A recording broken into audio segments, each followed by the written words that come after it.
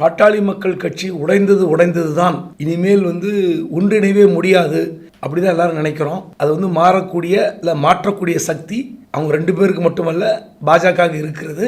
ஆனால் அந்த சேலம் எம்எல்ஏ அருள் என்ன பண்ணுறாருன்னா, அவர் தான் பெரியவரை இணையவே விடக்கூடாது, எல்லாம் உங்ககிட்ட தான் இருக்கிறாங்க, தொண்டர்கள் மக்கள் பாட்டாளி மக்கள் கட்சினா அது நீங்கள் தான், அவர் அன்புமணி கிட்ட இருக்கிறது நிர்வாகிகள் மட்டும்தான், அதனால் அது பிரச்சனையே இல்லை, நம்ம கட்சி நடத்தலான்னு அவர் தூண்டி விட்டுட்டு இப்போது லேட்டஸ்ட்டாக சேலத்தில் தான் அந்த கையெழுத்து வாங்குறாங்க. ஐயா பாட்டாளி மக்கள் கட்சி என்ற தலைப்பில் அச்சடித்து கையெழுத்து வாங்கி கொண்டுருங்க.